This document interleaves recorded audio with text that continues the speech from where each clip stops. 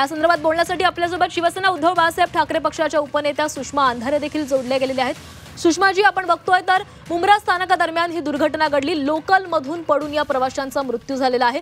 मध्य रेल्वेने मात्र अद्याप कोणतीच अधिकृत माहिती त्यांना नाहीये। मध्य रेल्वे स्वतः संभ्रमात दिसतेय। जी घटना आपण सगळे दाखवत आहात ती अत्यंत दुर्दैवी घटना आहे। या घटनेत मृत्युमुखी पडलेल्या सर्व मृतकांच्या प्रती आम्ही श्रद्धांजली अर्पण करतो। मृतकांचे मित्र आप्तेष्ट यांना या सगळ्या दुःखातून हे दुःख पेलण्याचं बळ त्यांना लाभो। मानवी संवेदना म्हणून आपण एकीकडे जेव्हा ह्या सगळ्या संवेदना व्यक्त करतोय, अगदी त्याच वेळेला यंत्रणा म्हणून आपण काय करतोय हा प्रश्न महत्त्वाचा आहे। वारंवार रेल्वेचे अपघात होतात। रेल्वेचे अपघात होताना कधी प्लॅटफॉर्मची उंची कमी पडली आहे, कधी प्लॅटफॉर्म आणि रेल्वे यांच्यामधला गॅप, कधी अगदी 3 ते 4 मिनिटाच्या अंतरावर खूप कमी वेळ असताना एक्सप्रेसचा ऐन वेळेला प्लॅटफॉर्म बदलला जातो।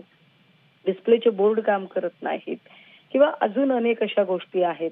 कधी रेल्वेचा थांबा तितका कमी वेळाचा दिलेला असतो की त्यामुळे प्रवासी चटकन बाहेर पडण्यासाठी लोकलला लटकलेले असतात। आता सुद्धा जी घटना घडली त्याच्यामध्ये लोकलला लटकलेल्या प्रवाशांचा एक्सप्रेसला घासून जो मृत्यू झालाय तो अत्यंत दुर्दैवी आहे। पण याची कारणं काय? तर मला वाटते वर्षानुवर्ष अपघात होत असले तरी रेल्वे अजूनही या सगळ्या बाबींकडे म्हणावं तितकं लक्ष देत नाही आणि या उणिवा दूर करण्यासाठी रेल्वेकडून प्रयत्न होत नाहीत। नक्कीच धन्यवाद सुषमाजी, तुम्ही दिलेल्या सविस्तर प्रतिक्रियेसाठी। तर हा अपघात घडलेला आहे, मात्र आता अपघात नेमका कसा घडला, याला कोण जबाबदार आहे, नेमकी काय कारण आहेत हे शोधणं आता तितकंच जास्त गरजेचं आहे।